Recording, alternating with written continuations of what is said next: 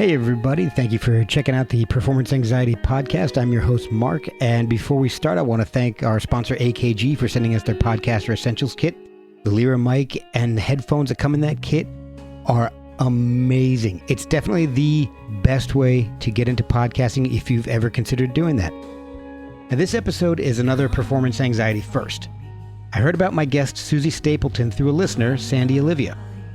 We got to chatting through social media, and I'm always open to that. And Sandy was so enthusiastic about Suzie that I had to check her music out. It's moody, atmospheric, and heavy without getting bogged down. After listening to her debut, I reached out and Suzie agreed to do an episode. So here we are. We go pretty deep, like how she began playing in Australia but moved to London, meeting Cypress Grove and contributing to the Jeffrey Lee Pierce sessions, touring with Mark Lanigan, and self-producing her full-length debut. Give Suzie a follow on social media. Follow us at Performance ANX on Twitter and Instagram. Reach out if there's anyone you'd like to hear on the podcast. You can buy us some coffee at ko-fi.com/performanceanxiety. Yes, we can be bought. Merch is for sale at performanceanx.threadless.com. Now let's get the show on the road with Suzie Stapleton on Performance Anxiety, a proud member of the Pantheon Podcast Network, the one-stop shop for all your music podcast needs. Why, thank you. And it's Mark O'Shea. Is that correct? Mark Shea. Okay, Shea. Gotcha. Hey, I'm Suzie Stapleton. You're listening to Performance Anxiety with Mark Shea. Is that all right? No, we already promoted the album, didn't we? We did. There's an hour of promoting the album there. But you've had some great guests. Oh, I know. I've been very lucky, very blessed. Great list. So, a bunch of people that you're familiar with. So, yeah, Mark Lanigan, Rob Marshall. Yeah. I listened to his one actually. Oh, I love Rob to death. He's great. Yeah, he's such a nice guy. So he's one of the ones he's so humble, isn't he? He's really cool. He really is. He's one of the ones that he stayed in touch afterwards, and we still chat all the time. So it's really, really cool. That's cool. So, and I want to thank one of the no worries, one of the listeners that I've recently acquired. I'm going to say acquired. I don't know if that's the right word or not. Sandy Olivia. She introduced me to your music. I put out there, said who's a good person to get to approach to be a guest on the podcast, and she said first thing was Suzie Stapleton. So. Oh, that's lovely. So you, Sandy, shout out. Yeah, so I listened and I'm like, oh yeah, I got to reach out. So thank you, Sandy, and thank you, Suzie, for coming on. This is really, really wonderful to have you on and talk about your music. Thank you. So you come out of hiding. Yeah. Yeah. I want to find out a little bit more about what's going on in the UK as far as, shows and playing out, but I mean we can get to that eventually because I want to kind of let's not start with the pandemic because exactly we've had 18 months of that or something. We have a lot of it. Yeah, exactly. I'm ready to move past it. I'm ready to know what's happening anymore. No, I do. We can get to that, but yeah, I'm ready to not talk about it in a podcast anymore. But yeah. Everybody's been affected. Everybody who's got something coming out now or who had something come out recently, it's all been affected, whether they were recording it during recording it during the podcast, recording it during the pandemic, or it was delayed because of the pandemic. Or it's hard not to talk about it at the moment, isn't it? Very tired of it, but you kind of have to. But you are originally from Australia. That is correct. That's why I have this shit accent. I love Australian accents. They're awesome. No, they're awesome. It's better than the New Jersey accents I grew up with. So what got you into music early on? How was the Stapleton household growing up? I mean, were you listening to a lot of music, or was there a lot of stuff being played? And what were you listening to? So we're going to childhood, right? Yeah. I feel like I need a white leather couch to lean back on here, right? I don't have to apologize to childhood Suzie, do I, or anything? Only if you're comfortable with it. This is a safe space. So, yeah, music was around, not in a way that no one was a professional musician, or I certainly didn't have any influences like that, people who really played or anything, but it was around, you know. Yeah. My mom listened to a lot of music, and my dad, they both listened to a lot of music. I guess a lot of just 80s pop was around just because that's in the atmosphere. Yeah. In the 80s. Mom was obsessed with Neil Diamond. Wow. Put a disclaimer there that that's almost all I listened to for many years, not through choice. Which I was horrified by at the time. Now I'm like, he can write a good tune, not my taste particularly, but like, fuck, he's written a lot of big tunes. I know. You know, I kind of have the same feeling. My younger brother, loves Neil Diamond. My parents listen to him all the time. Right. And I kind of am in the same boat with you. As back then, I was just like, oh, God, come on. Can we put something a little bit better on? But yeah, I've grown to appreciate him a lot more. Same. Oh, yeah, I hated it at the time. And then they've been playing a lot of old Glastonbury stuff on BBC at the moment. And so they've been doing their, what do they call it? The Legends stage or whatever they call it. Oh, every year they've been playing those, and they had a Neil Diamond one on. And I was like, yeah. I was like, I can't believe I'm digging this right now. Fuck, I must be bored in lockdown. Anyway, enough of that. Not a big influence, I must say. Nothing Neil Diamond. But, yeah, music was around. Mum played a bit of piano, like as just a hobby, not seriously and not really often. But it was There was a piano in the house, and I guess when I was about 5, I did some piano lessons, but with a woman up the road, and it didn't last long because I'd go up to her house, and you know, you'd sit on the piano stool, and she'd sit next to you, which was, you know, normal because she's showing you things. But she'd lean over me, and she had a really not pleasant breath, which it repelled me from the instrument. And so I didn't practice. And I was 5. I didn't think to explain this to my mother why I wasn't practicing, why I didn't like it. So she's just like, oh, well, you know, you're not practicing. That's that. And, you know, I didn't want to keep going. Yeah. So that was short-lived. And halitosis killed your piano career. Yeah. And then I begged her not long after to learn violin, but she's like, nope, you didn't practice piano, not getting up in the mornings to take you to band practice. I'm like, oh, man. I'm like I should have just told her, but it just didn't occur to me. So, well, yeah, I mean, quite a long time before I got back to it. Wow. Well, you know, at that age, you're taught to be respectful to your elders, and you don't want to say, oh, yeah, she's got terrible breath.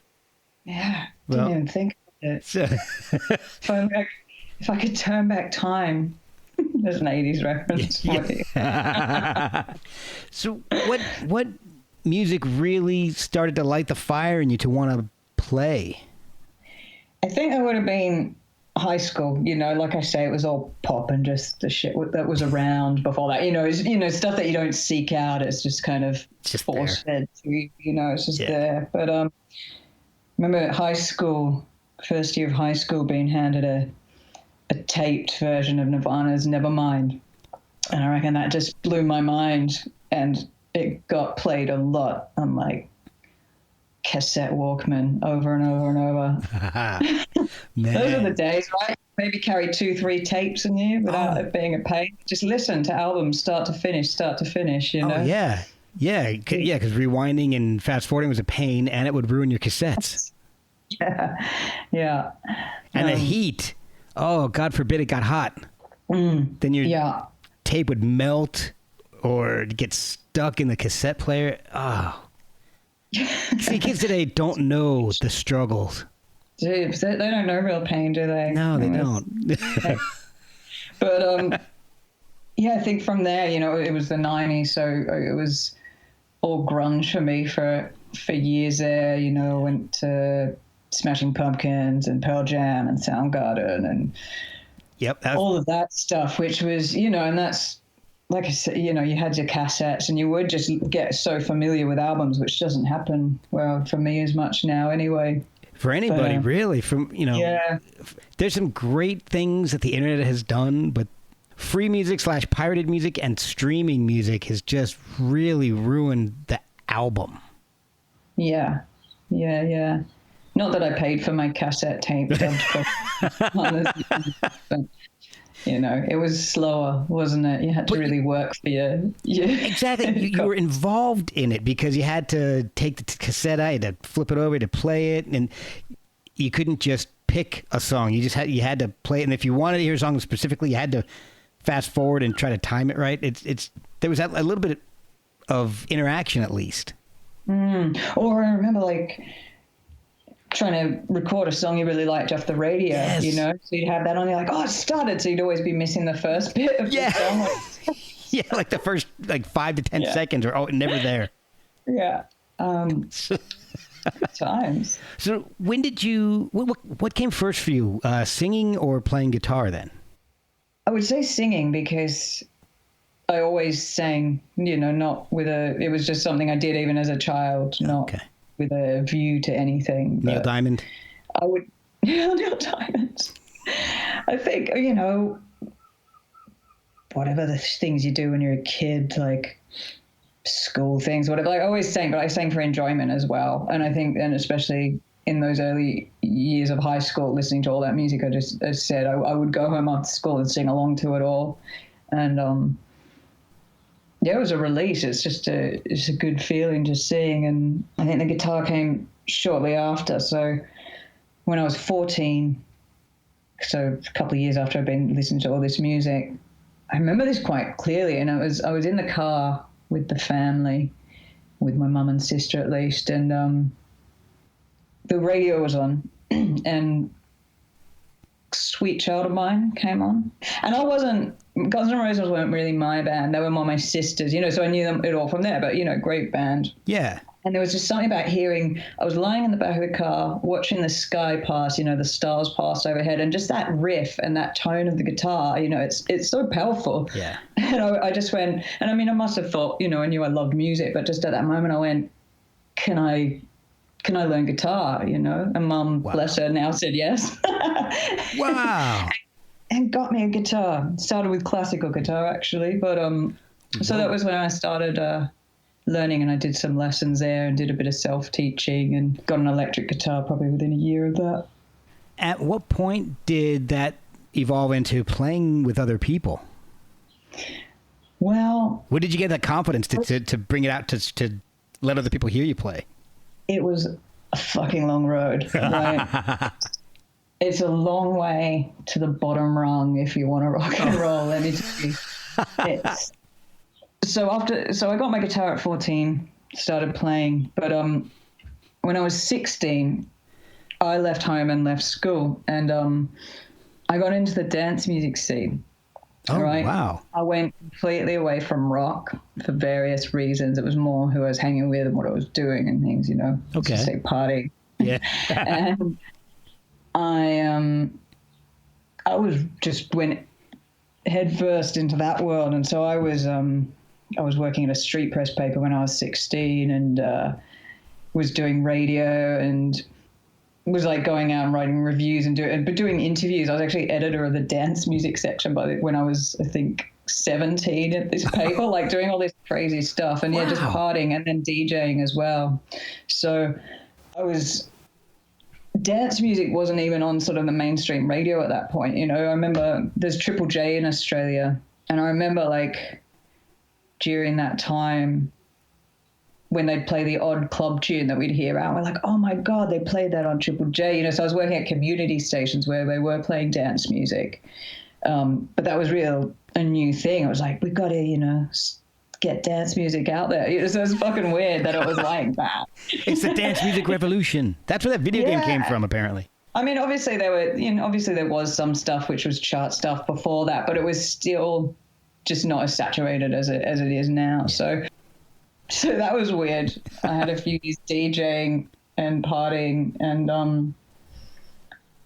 then probably when I was about 20 or just before, I got sick of playing other people's music, and I just remembered that thing inside me. It was actually, I remember this, I was working at a club in Sydney's King's Cross, and just a bar there. And I remember going out for a break just along the main street to get some food or whatever, and this guy was busking. And He's actually this MC from this old Sydney band called Meta Bass and Breath. I then found out later, and he was just rhyming and sort of playing a beat on something. And, you know, he's just freestyling about people walking past and said something about me in the red shirt or whatever. And I was just like, just kind of hit me this, not that I wanted to rhyme and things, but this guy doing this cool spoken word thing and like performing. And like it was just so different. You know, I've been hanging out with DJs in that DJ world, and you know, no disrespect to them, that's a thing, but it wasn't my path. And I just remember this guy and this kind of connection going, I miss that. I miss my guitar. I miss singing. And that kind of was a bit of a moment when I just sort of sparked something and I started to think about performing again. So, or, you know, playing rather, because I hadn't performed at all. Yeah. So to go back to your question, when did I start playing with people? I actually... Yeah, it was within about a year of that. I went to study audio engineering. Oh, okay. And there I met someone who I started co-writing with, and just singing though. He played guitar. So I was very, because I mean, I hadn't played a lot of guitar by then, so I wasn't confident with my guitar skills. I could play chords, but I just always sort of left it to him at that point. That never got off the ground, but that's when we started collaborating and writing. Okay. Yeah. At what point did that progress to taking the music to the public? So that was in Sydney. Mm-hmm. I guess that kind of fell apart, that collaboration, for whatever reasons. And I remember auditioning for a lot of bands in Sydney, you know, as a singer. And there was all these ads in street press and things, you know, singer wanted. And I went, you know, it was always bunch of dudes in a garage playing sometimes okay, sometimes not so okay music, and went to a lot of these things and I think I got into all of them, but I didn't find anything that I was like, yes, this is it. It was like you know, there was some cool things and some people I jammed with a bit, but just nothing was really gelling. Yeah. And I moved to Melbourne around this time, when I was about 25. And did the same thing there for a bit. Found another collaborator I worked with for a bit, but that then fell apart, and I just got really sick of kind of relying on someone else to do the music. So I started writing more of my own stuff, you know, guitar and vocals, and was just kind of frustrated. I was never surrounded by the right people who, like, I had no fucking idea how you would book a gig, how you would do anything. Like, it just I went to gigs and things, but it all just seemed, I don't know, I just wasn't really. It's not something that comes naturally, you know. You don't think, okay, I'll just go and book a gig now, you know. Yeah, especially like I hadn't been playing with people, so it wasn't thing. Like at school, I really wanted to play with the guys there that played music, but they wouldn't let me play with them. So, you know, when I was a teenager, like I didn't have people to play with then, you know, so it was always just kind of this mystery. I'm like, wow, the fuck do I do this? But, bastard, look at me now. No, I'm joking. Yeah. They're cool dudes. It's, look at me now working a day job and still not making money from music. Hanging out on a podcast with some dude in Virginia. Oh shit. Try myself now. That was a joke. Now we're both sad. It was sad. All right. So Melbourne performing. Okay, yeah. So back to Melbourne. I got jack of it all, relying on people, and then I wanted to go to an open mic night. I've never even been to one, right? Okay. I was like, I need to see what happens at these open mic nights. So I said to my best friend, I'm like, will you just come to me to this thing down the road? If I'm going to get up and perform at one, I need to at least see what the fuck happens at one, you know? Yeah, exactly. So we went up to this one in St Kilda, you know, St Kilda in Melbourne. And it was this little cafe on Ackland Street. And we walked in and there was 3 people there, maybe, with like one guy performing. Oh, wow. And so we're sitting there having a drink. He's played his songs. I'm like, oh, fuck it. I'm like, dude, can I borrow your guitar? I'll just play a couple of songs, you know. I hadn't really thought about this, but I was like, there's no one here. Just fucking do it. Wow.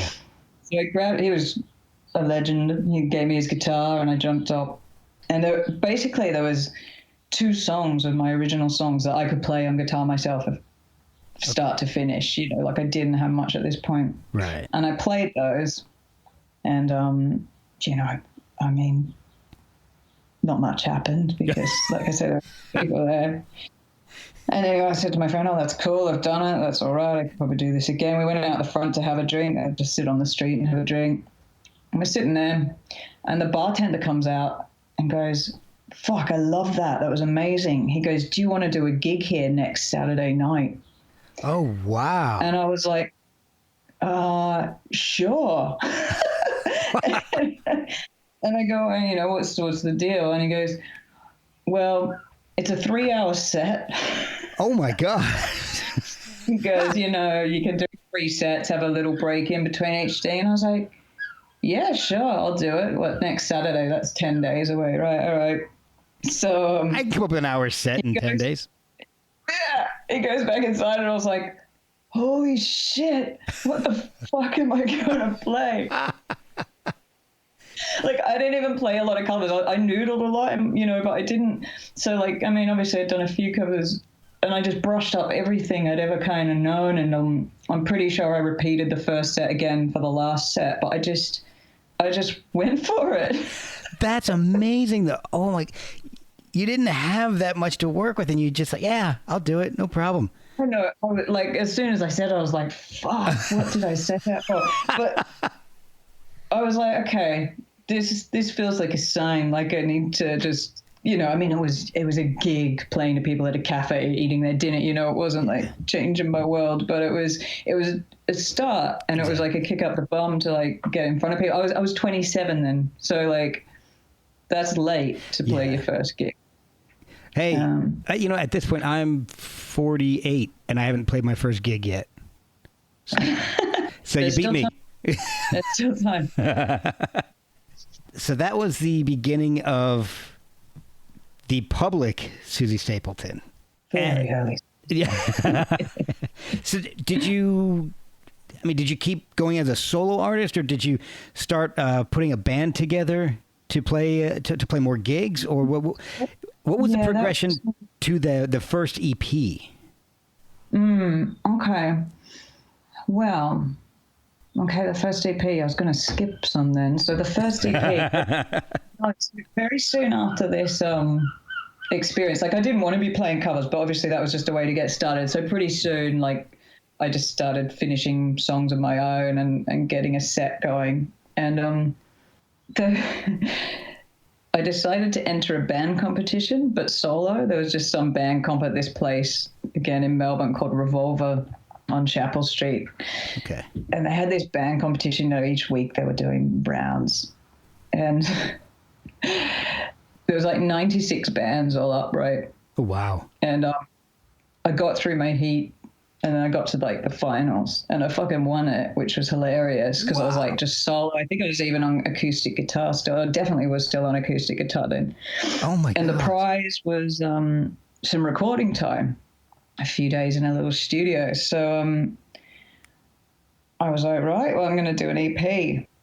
And yeah, how did that band come together? Because so I was talking to my friend who I said in Sydney I collaborated with. He was still a very good friend. He went more in the audio engineering route. And I was chatting to him about it. I was like, all right, I want to get a band together. And, you know, I want it to kind of sound like this. And these are the songs I want to record. And I said, fuck, it'd be cool to have some double bass on there.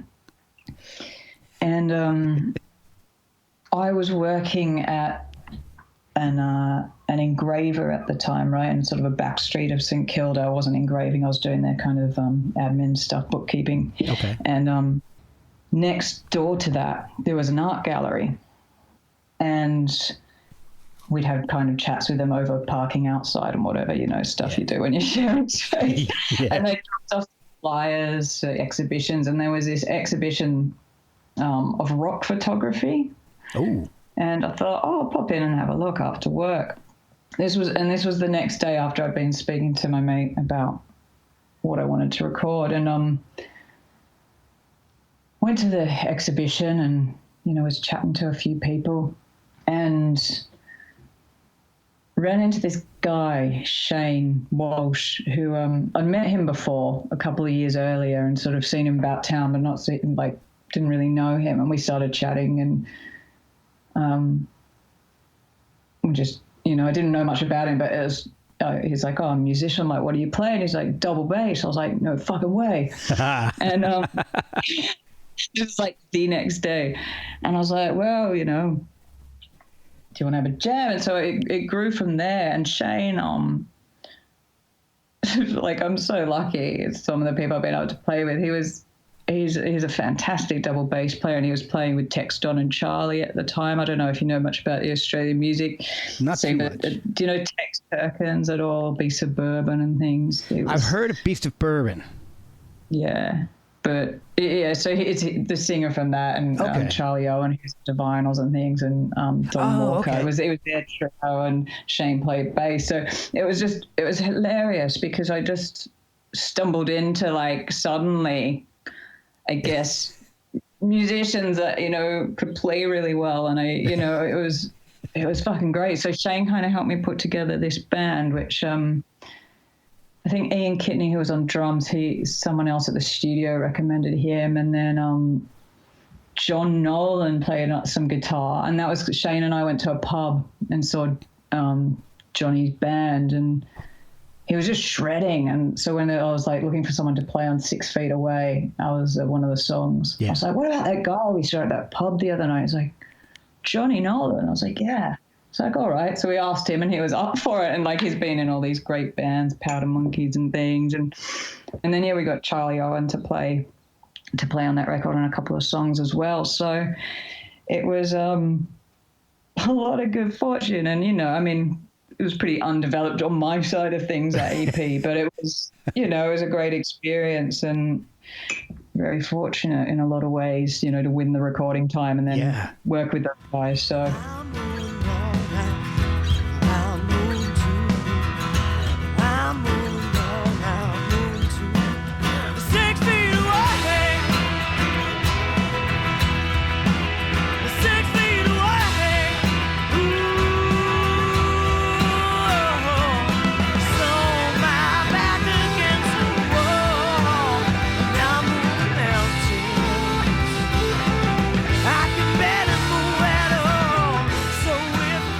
Looking at the EP here on Discogs, and I mean, you took advantage of it, and it's hard to find the songs for that. I found some live versions. I mean, you've got, like you said, the double bass, which that's awesome to get no matter what. Drums, you've got, you know, a pretty awesome lead guitarist, but you've also got a Rhodes piano on there, so a Hammond organ, you know, MIDI's work, slide guitar, like you said with Charlie. It sounds like whatever time you had, you really took advantage of it. Yeah, well, we had the few days that I won, and actually that was just drums, bass, and me. And then, yeah, I think some of that, the Johnny and Charlie with the extra guitar, we did that at a second studio, which I paid for, called Atlantis in Melbourne. Okay. So we finished it and finished the recording there, and then I mixed with, my friend James Freeman, who was back up in Sydney. We'll be right back after a word from our sponsors. So that, I guess, kind of comes out. It's because it's not on a label, self-released, and that was in 2008. And then it took, 4 more years for the next one to come out, the Obla di Diablo, which to me sounds like a satanic Ringo Starr album. But I listened to it, and it's awesome. I was able to find some of the tracks on YouTube, and it's crazy. I love it. That fiddle that you've got going throughout, the violin, it's the screeching. Cello, yeah. Is that the cello? Okay. He's amazing, Gareth Skinner, yeah. A great player in Melbourne. God, that is so spooky sounding throughout the whole, throughout every track that it's on, and I love that sound. I love when music kind of creeps me out a little bit.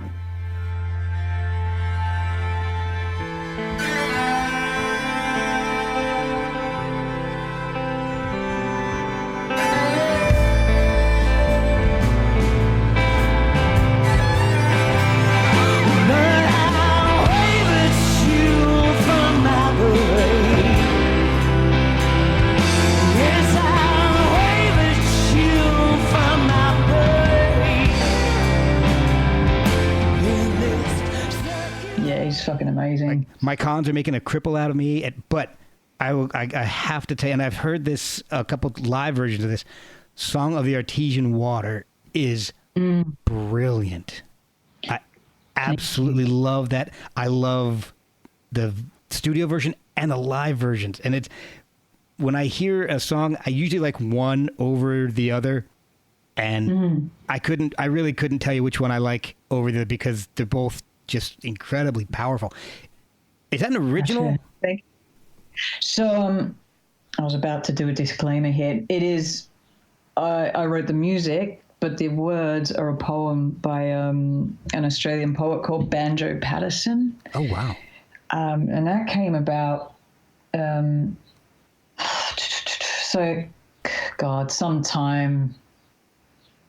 sometime between the first EP and the second, I got asked to do this. It was like a theatre thing in Melbourne, and the idea was, so Banjo Patterson is like a well-known Australian bush poet from like the late 1800s, early 1900s. I got to get my years right there. Something around there, back in the oldie days. Long time ago.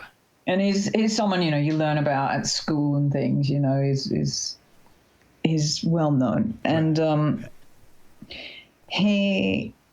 for this theatre production, they got a bunch of songwriters to interpret his poems with music, right? So everyone did a couple of songs each. And that was one of the poems I chose, which is quite funny because I hadn't really read a lot of his stuff except the well-known ones. Right. And there was a lot more interesting stuff in there that I had anticipated. And I found the lyrics to that one, the words, very interesting and evocative. And so, I did all the music to it and put it to music. And I wrote the bridge as well. Like I did some additional. Oh, cool. Like I did an additional section. So if you look up the original poem, you see there's like an additional bridge in there. That's awesome. Yeah, it was fun. It was real. Since then, I'm like, I should do that again. There's some other poems and I haven't, but it was a good way to write and really enjoyable.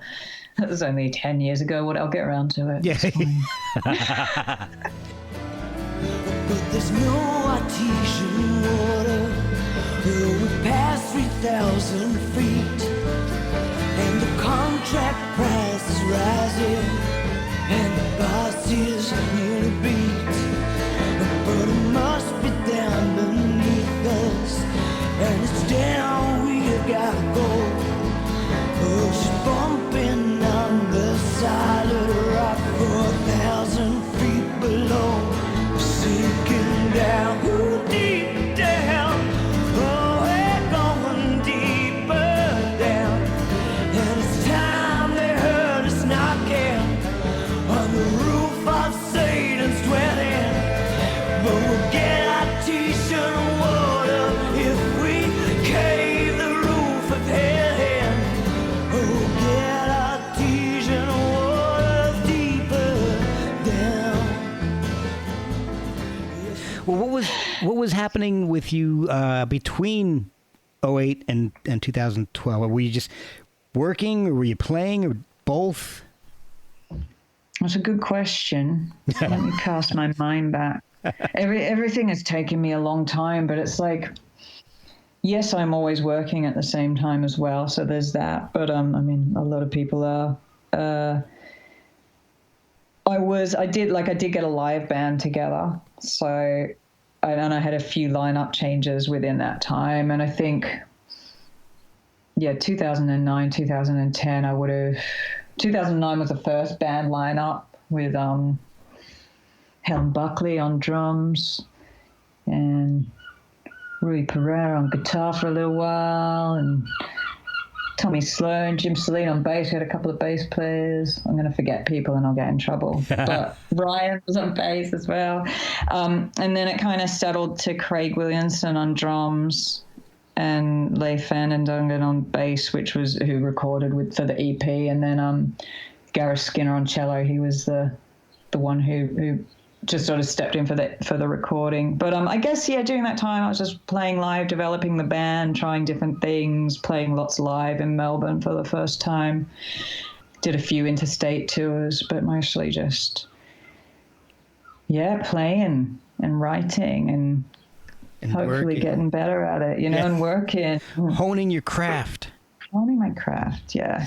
I was probably doing other stuff around then too. I used to do acting probably up until around that point. It was up until it.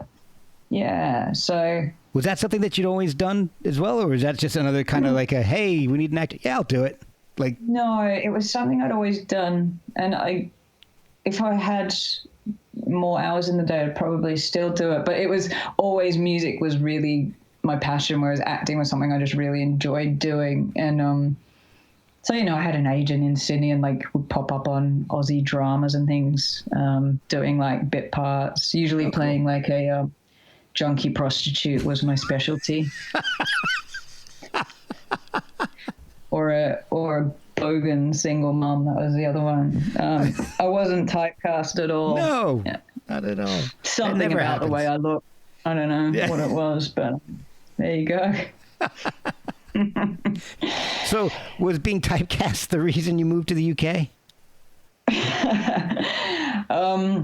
The UK, so fast forward a few years. So 2012, Obla Di Diablo came out. 2015, I moved to the UK, which is something I sort of wanted to do for years and just finally bit the bullet and did it. I by that stage, from around that time, that second EP came out, because that EP was put out on vinyl by Beast Records in France, who put out a lot of Aussie bands. And so sort of through them and then a few other things, I toured in Europe each year for the first few years. And, you know, mainly France, bit of, oh my God, Spain, Germany, Czech Republic I've done quite a lot of, and UK. So I'd been over once a year for a few years, and there was just so much more scope to so many more places to play. You know, Australia's awesome. I love it. I miss it, but it's you know, you got 1,000 kilometers in between major cities. Yeah. So, and you know, you've got like 5 major cities, so it's kind of hard to tour all the time. Yeah. Especially when you're playing underground music, you know. Yeah, that's gotta be tough. Oh, there's a lot great. And I mean, Melbourne's one of the best cities in the world. I can say hands down without prejudice. There's so much music there. It's fucking amazing, but it's just so far removed from everything else, you know, just physically. It's a long way to get anywhere. So that's gotta be difficult. Because even if it's got a lot of places, you're still limited to one city at that point. Yeah. So it's great. I love Melbourne, but just for me, I just wanted to sort of get out and explore the world and play much of Europe, which is now fucked thanks to Brexit. Thank you. Let's not talk about that playing or Brexit. Yeah, nah. Let's. So, yeah. All right. So you move over to the UK in 2015 then, and it was just a desire to expand then? Did you have anything set up as far as employment or a tour or gigs or anything like that? Or did you just like, I'm going, I'm tired, it's time to go? It was interesting. There was a bit of that, but when I was on, so it must have been end of 2013, I think I was, or whatever, whenever in 2013, I was on a tour, very DIY in Europe. Okay. And a lot of the shows very last minute because a bunch had fallen through, whatever. It's not really relevant. But I met on this tour on one of the sort of very last minute book shows in London. A friend of mine in Germany told one of his mates to come along, right? And his mate was Cypress Grove, who's the producer of the Jeffrey Lee Pierce Sessions project, right? Yes. And I'll come back to how that all happened in a minute, but just to finish your question, I worked on this thing called the Jeffrey Lee Pierce Sessions project, which I can explain more about, right? And that came out, and then through that I started working with Cypress Grove on some releases he did with Lydia Lunch. This was when I got back to Melbourne. We were doing it all remotely, and I was just sending back vocals, and those had come out, and I just felt like this urge to come over to the UK and sort of, you know, I had some cool connections there, and I was like, fuck it, there's just all this stuff going on. I want to get over there. And I did a tour at the end of 2014. Like, it was November. I came back and I was just like, I'm going now. And I left in January with all my stuff. I shipped everything over. Like, it was just really, I just was like, I'm going. I think once I decide something like that, like, you don't want to sit around thinking about it for a year because it just drove you insane. I was like, I have to go and see what's out there. Yeah, I can understand that. Yeah. That's how I ended up in Virginia. Similar situation. My wife and I made the decision and we acted on it. Yeah, I think you got to sometimes, or you might go a bit mad, you know? Yeah, or either that or you'll just never do it. Yeah, change your mind, talk yourself out of it, or all of that. It's too difficult. You know, I do it, but then I got to ship everything. I got to do this. But if you just do it, then you do it. Yeah, I think it was 6 weeks I was gone. I came back, decided, and I was like, bam. Wow. Yeah, so that was probably the most stressful thing I've ever done, like going, I'm going to ship all my stuff to the other side of the world. See ya. No Peace. Job to go to, nothing. Like, luckily I'd been saving up and I had savings at that time, and so I was just able to do it, which was, you know, weird in itself. But just it was the time. I know. I used to have savings too. What the hell happened? Oh, I have 3 kids. That's what happened. Yeah. All right. So you mentioned meeting up with Cypress Grove and working on the Jeffrey Lee Pierce sessions. How did you get involved with that and the Lydia Lunch work? Okay, so to backtrack to that. Yeah, with this podcast, I do that all the time. It's like, yeah, I'm here. Well, we got to go back to this. No, move. No, it's good. It was too much to go through all that. So, like I say, I was on this DIY tour, and this very last minute show, he got invited by a friend of mine. You know what I mean? And it was actually before the show. He messages me on Facebook. Now, this was the last show, like the next night or 2 nights later, of an 18-date tour. So I'd been traveling Europe for 4 weeks or something. Right. And at this point, I was at my grandmother's house in Sussex because she was still alive then, living near where I live now. Okay. Bless her. She was in her 90s. And wow. So I'm having a week there with a flu, of course, because as soon as you stop on a tour like that, you get sick. So I'm lying in bed surrounded by like florals with tea and things, you know. Oh, wow. And I love grandmas. I love grandmas. Bless her. She was fucking awesome. She was a very funny woman. And so I'm sitting there, got my laptop, and I get this message on Facebook going, "Hi, I'm Cypress Grove on this I do this thing called the Jeffrey Lee Pierce Sessions Project, who is, of course, the late singer of the Gun Club, for those of you who don't know." And so he went on to explain the project to me, which basically he was a friend of Jeffrey's, and he did an album with Jeffrey. They did like a collab and an album together. And after Jeffrey passed away in 1996, and right. Sometime later, like several years later, Cypress Grove found some old tapes in his attic of old demos and things, like songs that hadn't been finished. Oh, wow. So sketches of songs and little demos and ideas and things. And he thought, it'd be great to finish these, you know. And so he started to reach out to collaborators and friends of Jeffrey's to see if they wanted to be a part of this project and finish the songs. And I think the first person he wrote to was Mark Lanigan, actually, just like sent him a message on MySpace. Oh my gosh. And that's dating it. Yeah, totally. So Mark, bless him, was up for it, and he was like the first one on board, and then it grew from there. So that at this point, Tony was working on the third. So one of the things about the project is people have taken the same song and like finished it in different ways. So, you know, there's not like, it has to be like this, you know, it's about people sort of, you know, treating the material with respect and, you know, doing different interpretations and things. And then throughout, there've also been like various live recordings unearthed and like alternate versions of released songs and things. So it's kind of grown. So at this point, he was working on the 3rd album in the series. Okay. And yeah, so he goes to me, look, I'm working on the 3rd album.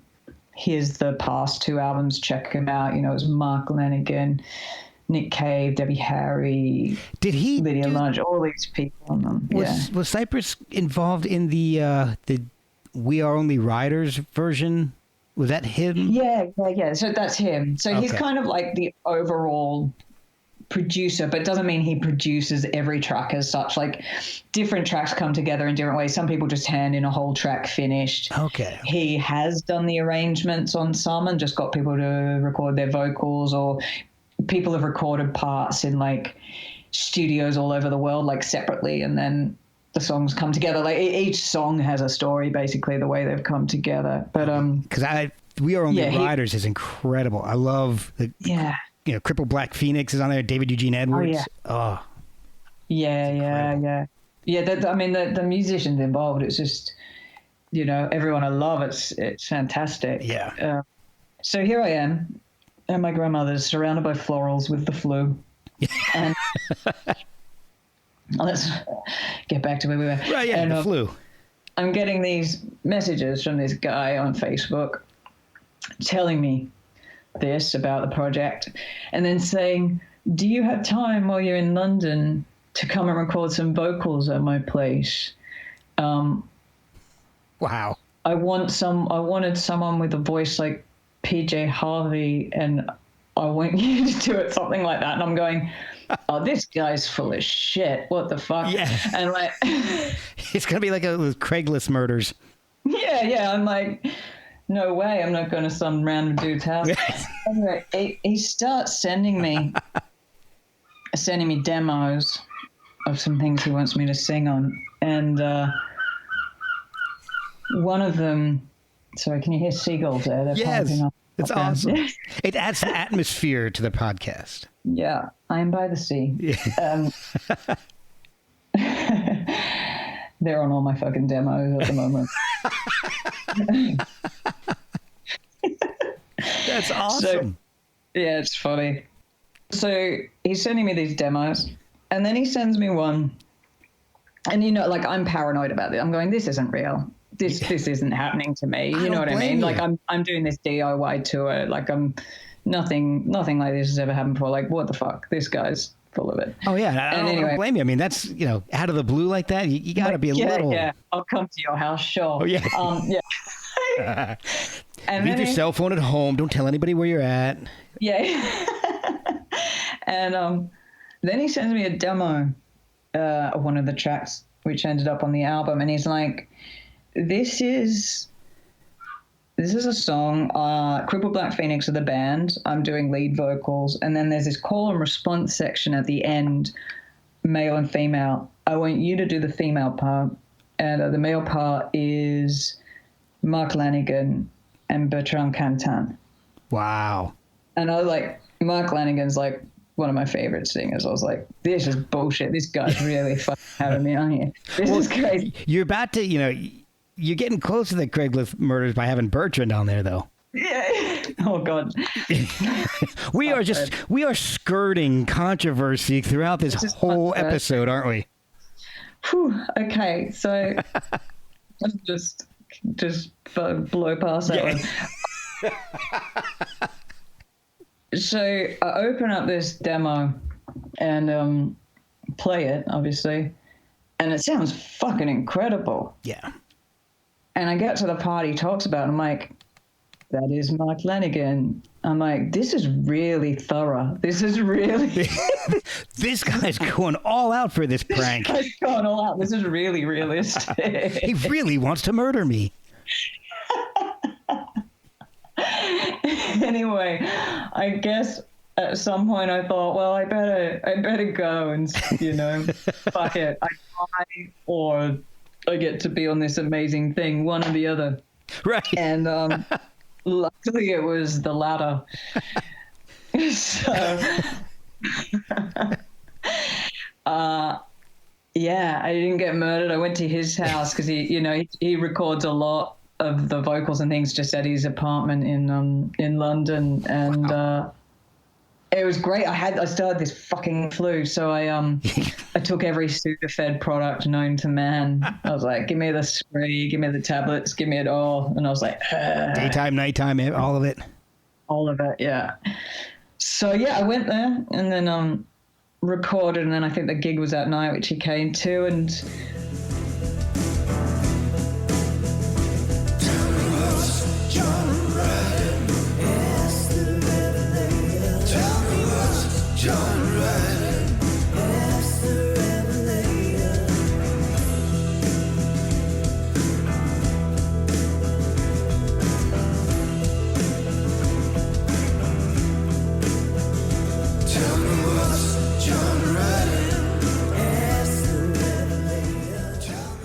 oh look, it was fantastic, and we became mates, and I went back to Oz. But then he started saying, there were a few other things for the project we worked on, like I did some BVs on his track.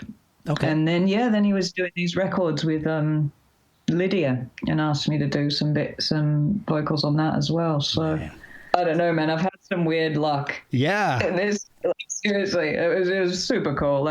And I love what we've done, and he's a great guy, and it's just really amazing. So between that time and the new album, which I guess would be technically your debut album, We Are the Plague, have you just been playing out and touring, working on the music? Because there's a few years between. There's a gap there for sure. Well, I moved to England, which was like that takes some time, and that was a big thing. I can't explain the other 5 years. No, it was a very long boat ride. Yeah, it took ages. Yeah, what did I do? What did I do? I mean, I got here, and then that first year was amazing. I had some great tours and things. I did a lot of really cool supports. Did some shows with Lanigan, and did a tour with Jim Jones and the Righteous Mind, and did another little tour with Mick Harvey and things. That was in the first year. So I was like, fuck, I'm glad I moved over here. This was kidding. Cool. And then, it's just playing a lot, playing out, popping over to Europe, doing shows. I guess before the album, there was, for a couple of years I was putting out some singles. So it wasn't like I think, that started in 2016, actually recording those and then starting to put those out slowly. So there was activity, but it was just, it takes a long time. I put the record out myself, and it's just like, it's a lot to get your head around. I think I started writing for it specifically in 2018, and then, it took another, 2020 it came out. So, it just takes that time. When you're working on an album like your debut album here, how are you writing for it? Are you writing all the time? Do you set time aside every day to write, or do you kind of do it in a flurry? Like, I've booked studio time, now I have to write. I've got to get this done. I wish I wrote every day. I mean, I try to when I'm in a writing phase, but it's very much in cycles. And okay. Well, because I mean, when I was putting out the record, it was just all about the fucking deadly boring admin side of things in a way. You know what I mean? Just doing all the boring stuff that comes with that. But I mean, some of it's cool, but so there's not a lot of time between that and day jobbing. But yeah, when I wrote, and I'm doing this again now, I do put time aside, and I sort of try and get into a little routine of doing a lot of writing in the morning before the day gets away. Yeah. For the writing of this album, I was actually really lucky. I'd written some of the songs when I was traveling around Europe when I first moved over this side of the world, but then for the rest of the material, I was fortunate enough to have a house, because I was living in London at the time. I lived in London for 4 years, and then oh wow, okay, an empty house in Brighton came up, and I was offered that I could stay there to write. So it was just a shell. It was in between tenants, and I got a bed and a fridge off Free Cycle and just set up camp here just to have no distractions. And I just just wrote for, like, I was here for a couple of months. I got back up to London but I was here a lot of the time for a few months. And I kind of need that quiet time and that time away, or, it's a bit of a luxury, so I don't need it. But it was amazing to have it at that time. But did the house? So the house is basically empty, and you didn't realize nothing. So that really is infused in the entire album. I mean, the album sounds like you're living in a spooky, creepy, empty house. So you kind of went method on that. You took your acting and method acted your way into an album. Maybe. But it was. Anyone got any haunted houses that I can borrow for the next few months while I write the next one? Just putting it out there. Come on over to Virginia. I know a couple. No Craigslist murders, though. I'm not going to comment on if I know any of that either, but. So the album, it's got this incredible feel to it. I mean, it's your guitar, the tone is amazing. Are you using vintage equipment or is it the house maybe helping with the tone? What are you using gear wise?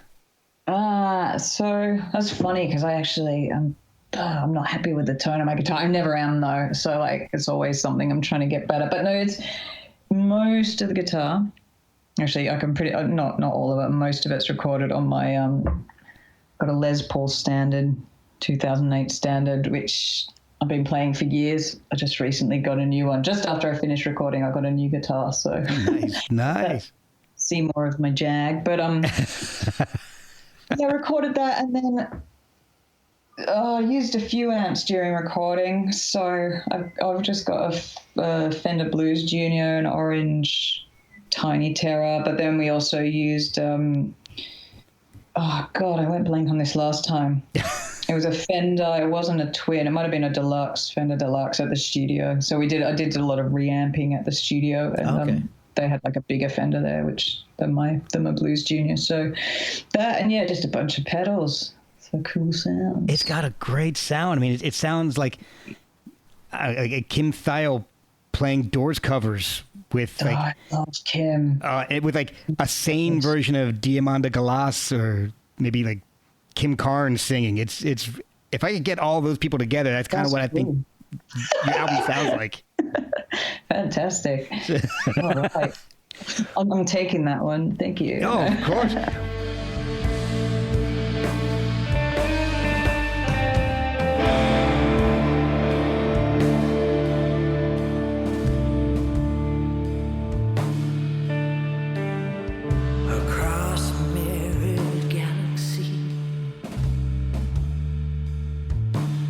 Stars moved out of place.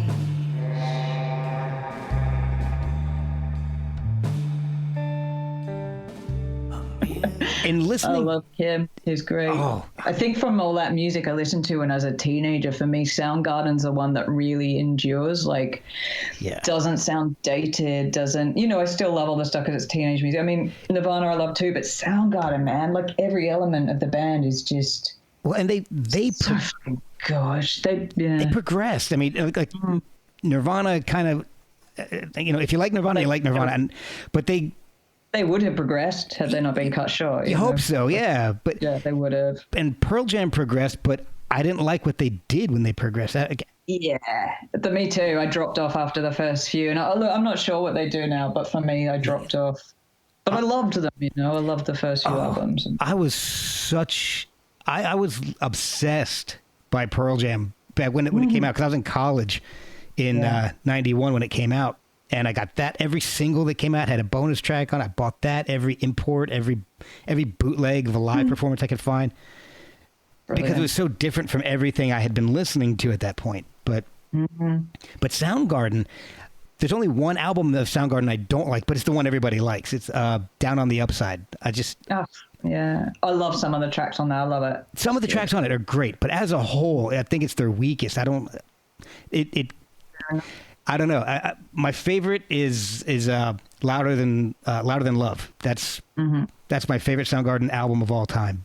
But that's also the one that introduced me to the band, really. So Yeah, it's funny. Like, I think it always sticks with you, like when you have that introductory album. And I think that's why, people will swear by this kind of music we're talking about if you were at a certain stage in your life at that time, Yep. whereas some people it's the Ramones, and that's because that's where they were at that time in their life. And like, there's no right or wrong. I think that stuff just stays with you when you're in your formative years. Exactly. And I'm kind of wondering what it's going to be for my kids, because they're 16, 17, and 18 right now. So God help them. What's out there at the moment? Fortunately, they have me. But you also produced your album on your own. Yeah.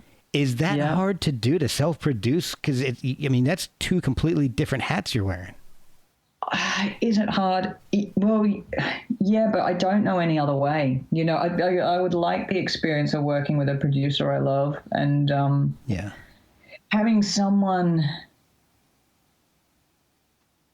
there to bounce off, to support you through that. I mean, yeah, it's a head fuck, because you're going, is this good enough? Do I need to change that? Is that okay? Is that not okay? Like, and you've got, I mean, I had people around me, the engineer I worked with, and people I trust, and band members and things. But I think there is that thing of, you do feel like you're holding it together, and you got to figure out the riddles and things. But it's also something I love, because my background, like I say, I studied audio engineering, and then I was working in studios a bit for a few years, which I only really gave up because I was doing my own music and, like I say, the acting, and it was just like I couldn't do all three. So I gave up the engineering, which I don't know. I mean, I don't regret it, because I loved all things, but it's given me that good grounding to be able to do that for myself if I want. So, and it's for the album, it meant I could do a lot more with the budget I had. So, we went in and tracked the band, and then I would bring those sessions back home and work on them at home. So I did all my vocals at home. I recorded them myself. Oh, so that's like saves a lot of studio time. I recorded most of the guitar at home, and then just reamped it at the studio. So again, instead of a few days or whatever doing that. So can you explain that to me? What do you mean by you recorded it and then reamped it?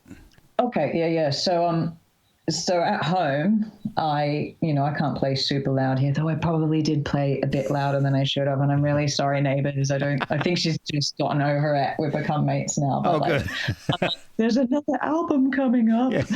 Just give her a copy. Yeah. So reamping, basically, you set up the signal, so you have a DI signal as well as your amp. So I went through a splitter pedal, so from my guitar to a splitter pedal. Okay. And then you have one signal going direct into your DAW, into your computer. So you just got a pure signal of the guitar that would go into an amp, right? You've just got that. And then play through an amp as well. So I did put a mic on the amp here, but it wasn't a great sound. And so through the amp, you have your effects and things. So you can hear it and you can play off it, right? Yeah. Okay. And then that pure tone, when you go into a studio, you can run that then into an amp, into a bigger amp with proper mics in a big room, and then you can get a really great tone. So that's how you reamp. Oh, okay. That makes a lot more sense now. Yeah, which is great, because, that gave me the time to experiment, to try things out, to redo things over and over, to like whatever, it gives you time that, on a budget you don't have, Right. Well, that was going to be my next question was for the album. And the album is We Are the Plague. So you're not prescient because you didn't record it that quickly. You recorded it came out in 2020, but you started it in 2018, 2019. Started writing it 2018, recorded, tracked the band in January 2019. So you might be psychic. At home for a few months. Yeah. You're talking about the title, aren't you? Yeah. I don't even remember what the question was gonna be. I just totally lost that question. It sounded like you were getting at the name. Like, did I have the title before the pandemic? Is that the? Yeah, it was going to be something to that effect. And how long did I take to track the album and work on it? Or no? You could probably interview yourself at this point. No. That's where you're going. We were on wavelength here. That's all. I was curious as to how long. Oh, I remember what it was. You mentioned, saving time in the studio by recording at home. Did you have all the music worked out when you got to the studio, or was any of it created in the studio?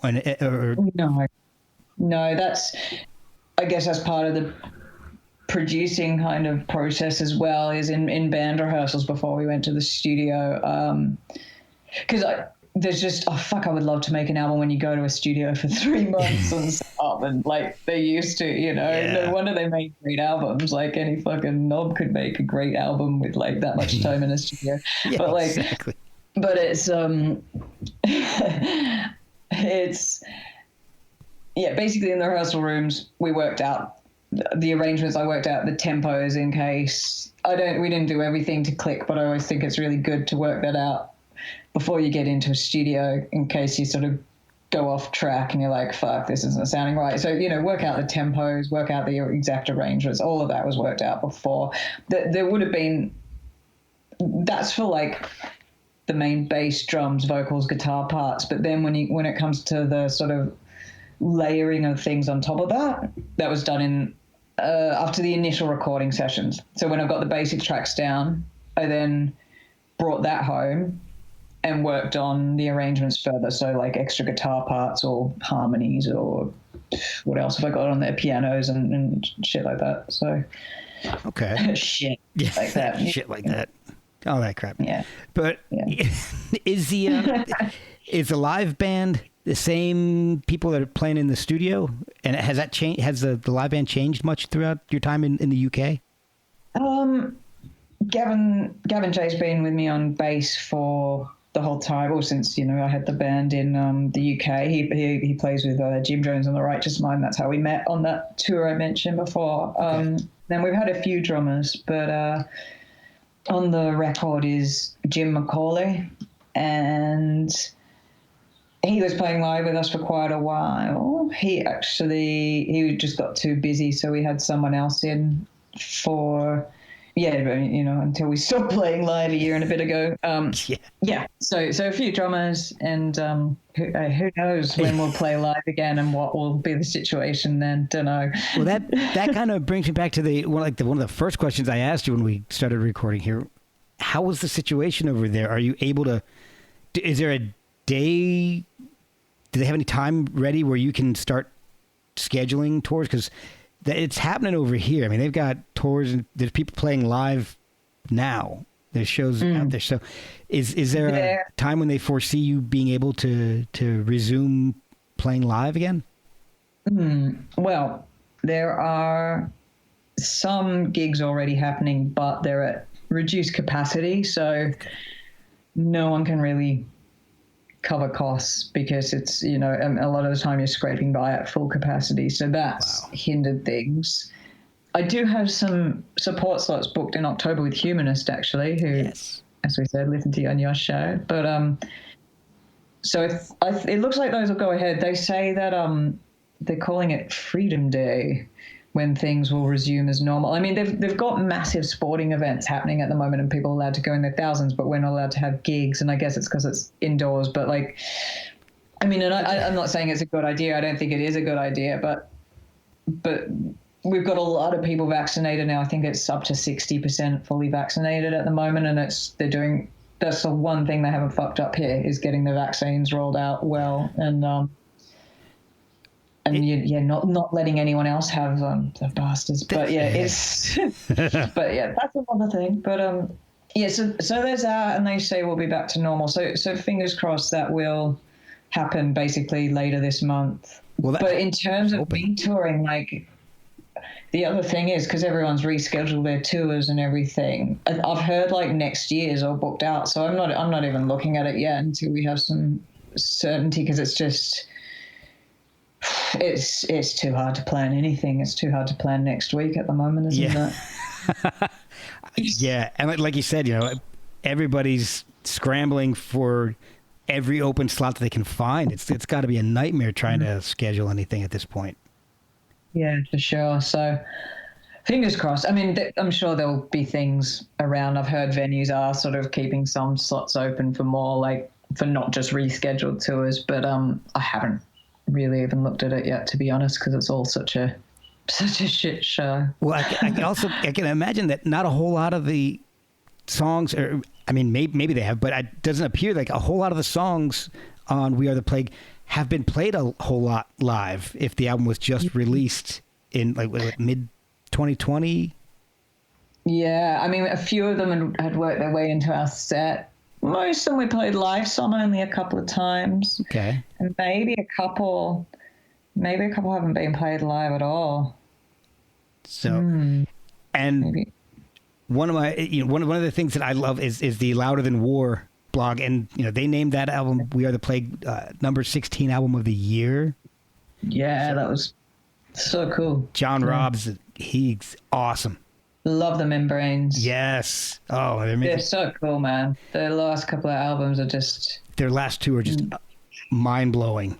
They're amazing. They're like really great. I love the guitarists. Yeah. With the guitarists as well. But yeah, it's quality band, man. But I'll tell you what, the end of We Are the Plague, that sequence of You Were There, In the Darkness, Silence of My Bones, to Negative Prophet, one of the best sequences of songs that I have heard in a long time. It just keeps that incredible atmosphere going, and it makes it so tense and just, oh God, I love that sequence.